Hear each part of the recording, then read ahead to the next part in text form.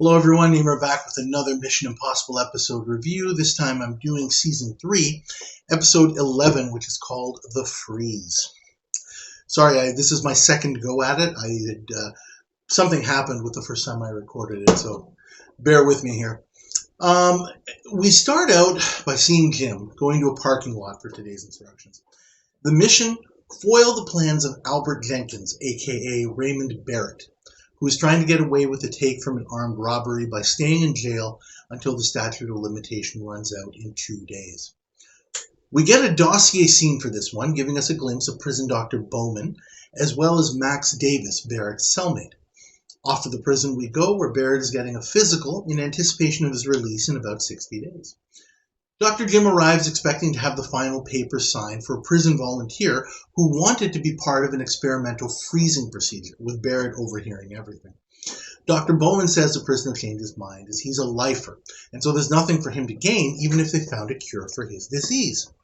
Frustrated, Jim leaves as Barrett's interest has peaked. Later, Barrett is told that he's developed a rare spinal issue for which there is no cure. But Dr. Bowman has arranged for a special release which will allow him to go see a specialist who might be able to help him. Meanwhile, Barney and Willie start setting up a whole bunch of equipment for the freezing chamber.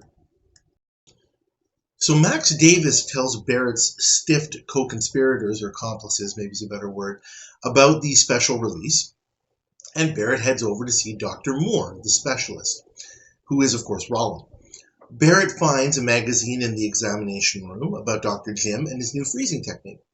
Rollin tells Barrett he's working on an experimental cure which likely won't be fully ready for a few years. Barrett says he's willing to take a chance now, but Rollin tells him he's not at that stage yet, and warns him against taking a chance with the freezing as he notices him looking at the magazine. This time it's Barrett's turn to leave, frustrated. Barrett heads over to see Jim, wanting to go ahead with the procedure, but when he tells Jim about his rare syndrome, Jim says that even if he is frozen in 2 months when he dies, he'd need too many transplants to make reviving him viable. Barrett wants to be frozen right away, which Jim says is completely ridiculous and illegal because he's still alive. But Barrett says he has nothing to lose and doesn't care about the legalities, and moreover, no one will even know about it. Jim gets an uncomfortable call from someone who wants to see him in 15 minutes, and Barrett heads out, following Jim's car. Barrett sees Jim meeting with Willie and handing over a big bag of cash, obviously some kind of blackmail or extortion. He follows Willie to an apartment, picking the lock after Willie leaves, and shortly after he returns to Barrett's office with papers indicating that Jim used the freezing procedure on his ailing wife before she died, but it didn't save her, and demands that he do the same for him now that his technique has been improved. Jim is still unwilling, but Barrett says he's made copies of the papers and left them with the lawyer, so Jim had better play it straight, and Dr. Jim has no choice but to agree, and Barrett is frozen. Meanwhile, Barrett's two accomplices find Dr. Rollin's office abandoned. Barrett awakes in a strange room as the IMF watches him on a camera, with Jim telling us they only have a few hours left. Looking around the room, he finds a remote control for lights, temperature control, and whatnot. Looking out the window, he sees futuristic cars and a unit with little cartridges that allow him to watch different things on the flat-screen TV, such as people traveling on jetpacks. An aged Dr. Rollin, slightly aged, and Nurse Cinnamon enter. If I didn't know better, I'd say they came from the set of Lost in Space without changing their costumes. And Rollin looks Barrett over with instant x-rays surprisingly showing up on the screen. And Rollin confirms that he has been brought back to life. Rollin confirms that he did eventually find a cure for Barrett's disease. It's now May of 1980, and Dr. Kingsley sadly committed suicide some years ago. Something about his wife. The kicker, currency isn't widely used anymore. Everything is computerized.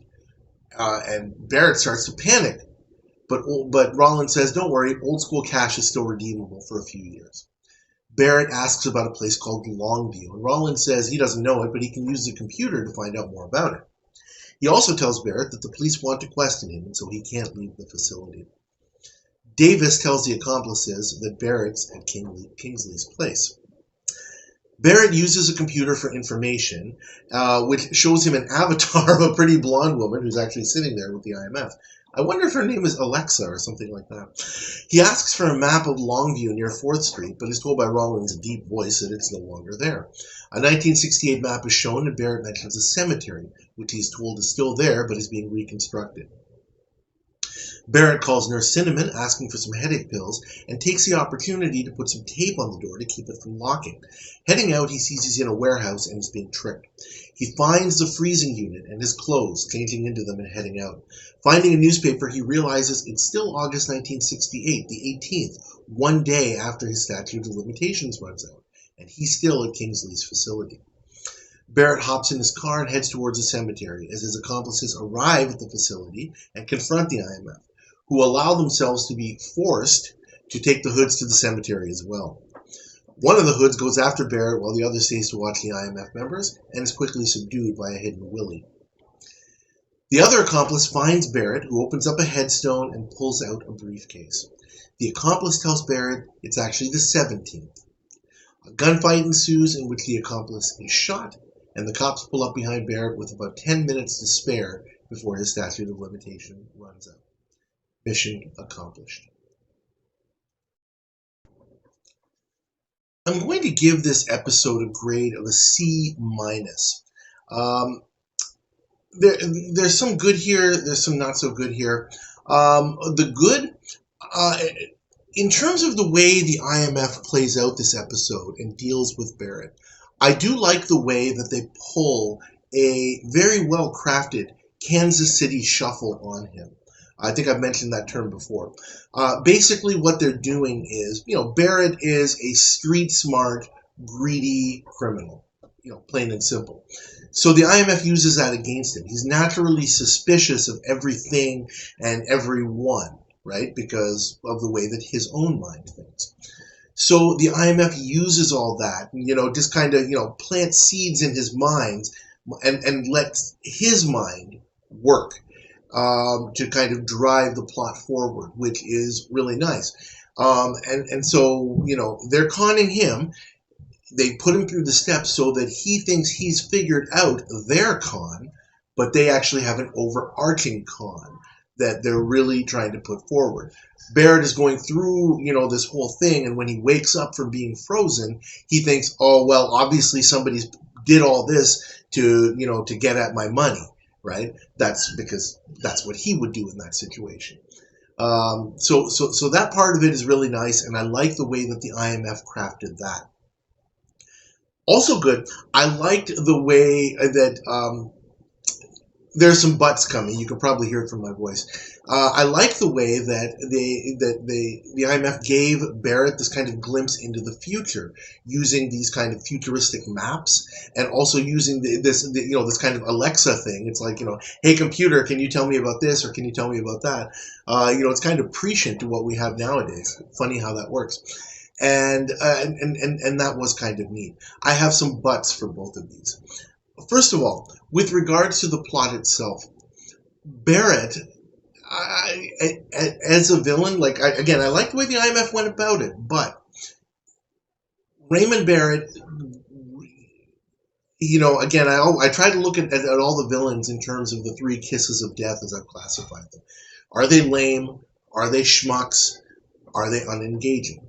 I wouldn't say that Barrett is unengaging, so let's leave that aside. Is he lame? No, he's really not lame. He's a smart guy. Is he a schmuck? I would say that he's not really a schmuck, but he does schmuckify himself through this plot. I think that, for all of his street smarts, he gets manipulated way too easily. And I guess there is a little bit of lameness in that, because his greed and his overwhelming desire to say, he's just so laser focused on, I got to get past the statute of limitations, and I got to get my take, and I'm going to live, I'm going to go to South America or wherever and live as a rich man. So that puts him in a position where he can be as manipulated by somebody who works in a different direction as the IMF does. So as a villain, he's certainly not up there right up at the top. Another thing is, I mean, I can't say anything really bad about, the glimpse into the future. It's kind of, it's interesting to see how people in the 60s must have thought what 1980 was going to look like, right? I mean, you can't, that's just a prediction. Nothing bad about that. It's a little weird, obviously, looking in retrospect. You can't help that. Um, the thing that I would say that drags this episode down is that it is a fairly predictable plot. It's a very, very standard pennies from heaven plot.